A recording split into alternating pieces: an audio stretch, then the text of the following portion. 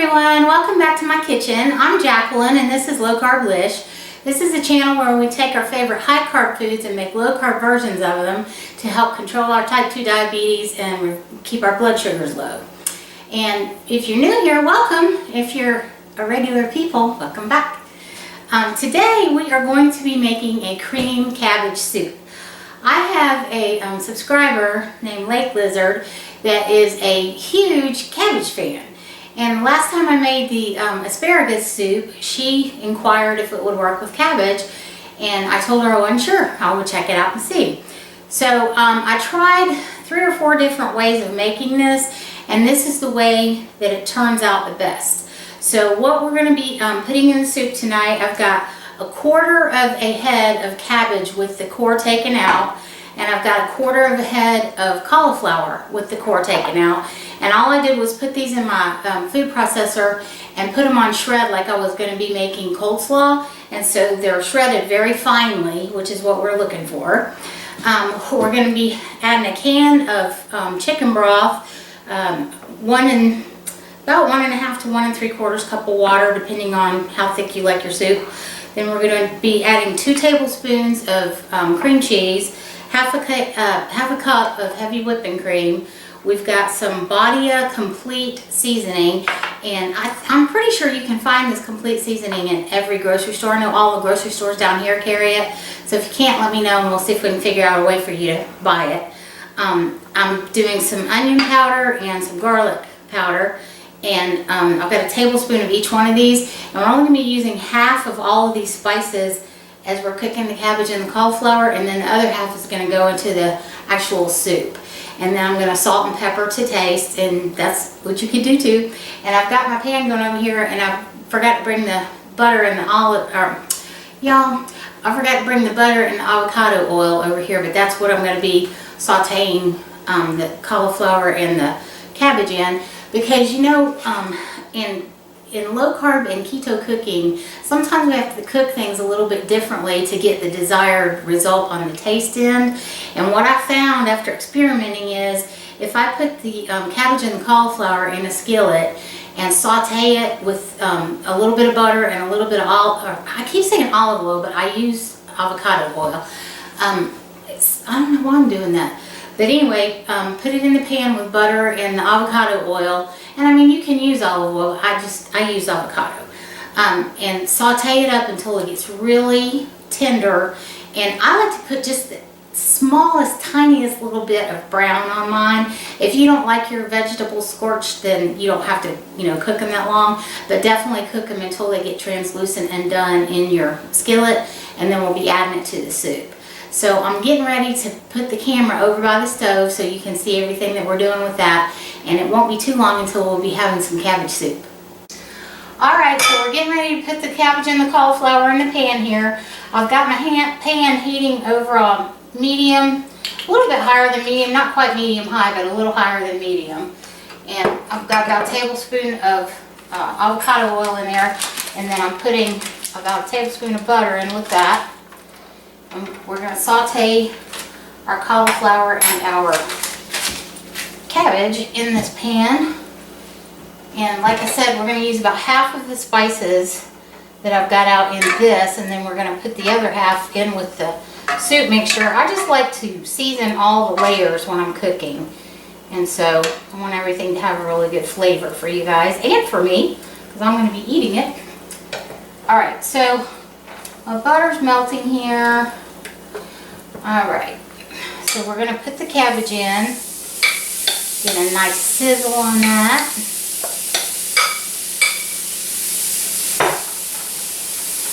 I'm going to spread that out a little bit, put the cauliflower mixed in throughout that so it'll cook evenly. I tried this without the cauliflower, and the cabbage did not have enough body to hold the soup up by itself, I don't think.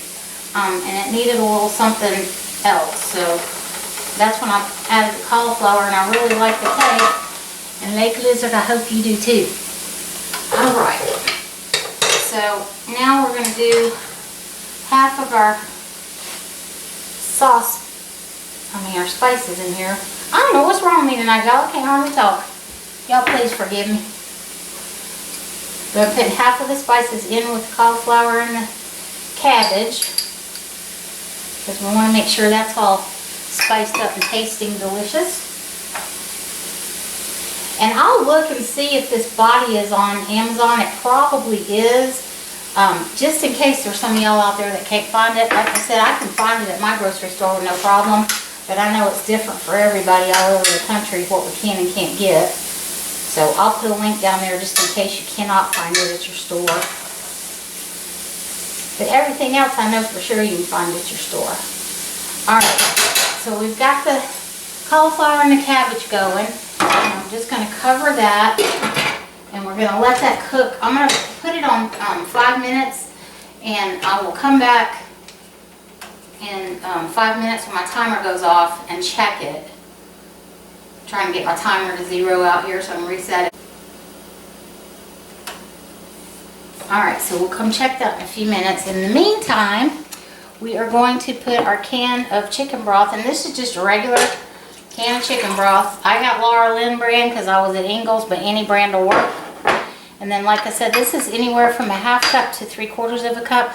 I've actually got mine at 1 3/8 cup. That's a weird measurement, but anyway. And then you're going to add your heavy whipping cream in. Now I'm going to scrape all that heavy cream goodness out of here.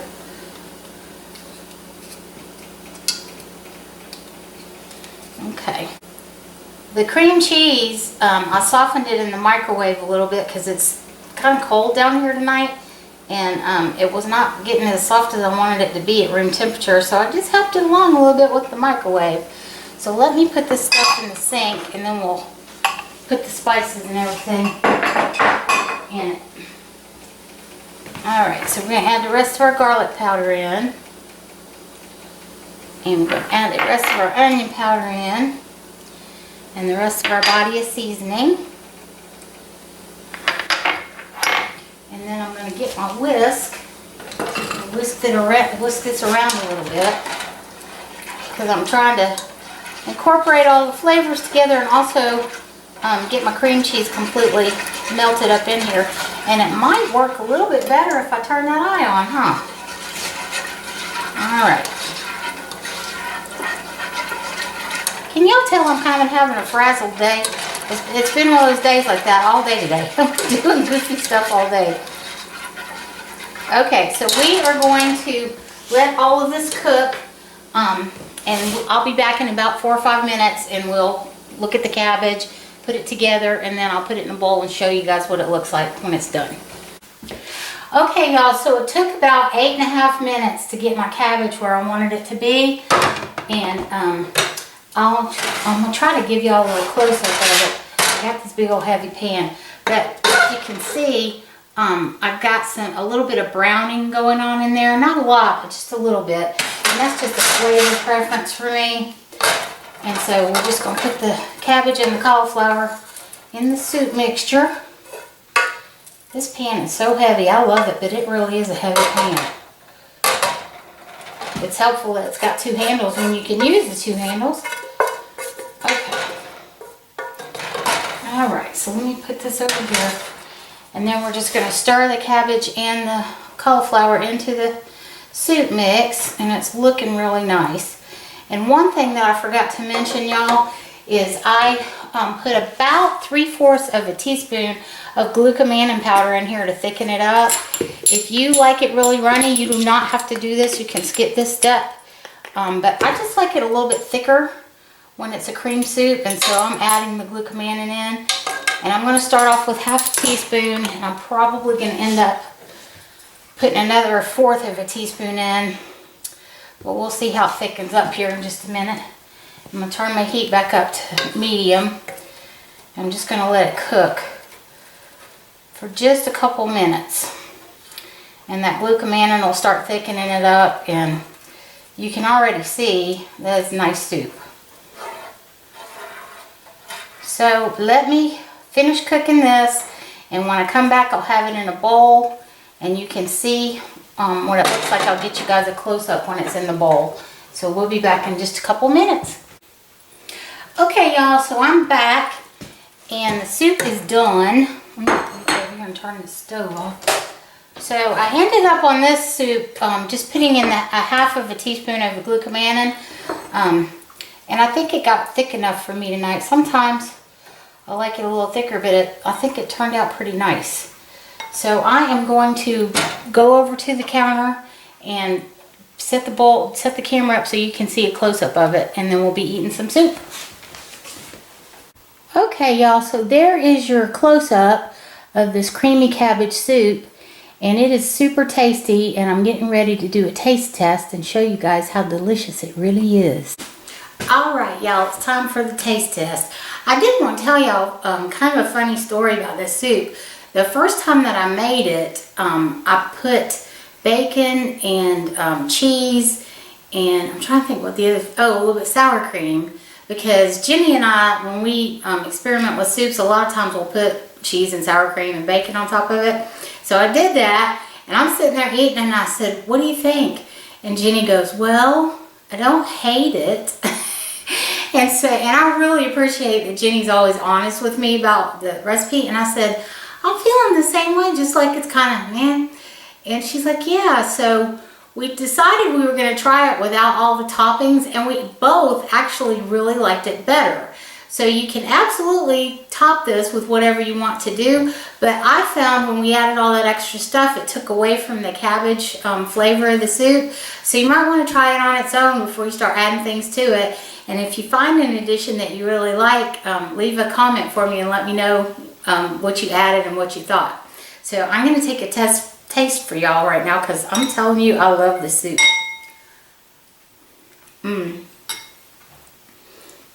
It is so good, y'all. We have got cold weather down here in Georgia right now. 2 days ago we were up in the 80s, and last night it went down to 30, and tonight I think we're going down to 26 or something.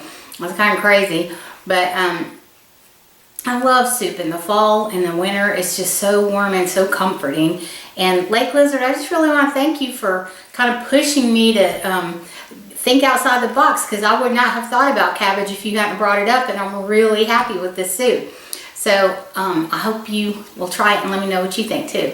And the rest of you guys, I thank you so much for coming and hanging out with me today. And I hope you guys will try this soup, because it really is good, and you saw how fast and easy it is. And oh, I also wanted to tell you this, it freezes really well too. I made a batch last week and froze it, and I tried it, you know, thawed it out, and it reheats beautifully. So if that's a concern, that's, you know, don't worry about that. Also, I only used 1/4 of a head of cabbage and 1/4 of a head of cauliflower to make this. So if you need to make a bigger pot, you know, for your family, you can absolutely double it or triple it, whatever you need to do. But I was really surprised because this recipe with just 1/4 of the cabbage head and 1/4 of the cauliflower head, it makes about 5 cups of soup. And so it's low calorie, low carb, and it's delicious. I'm getting ready to toast up a piece of sola bread and have that for my dinner tonight, and just enjoy this soup. So I hope you guys are having a wonderful Tuesday, and I will talk to you soon. Bye-bye.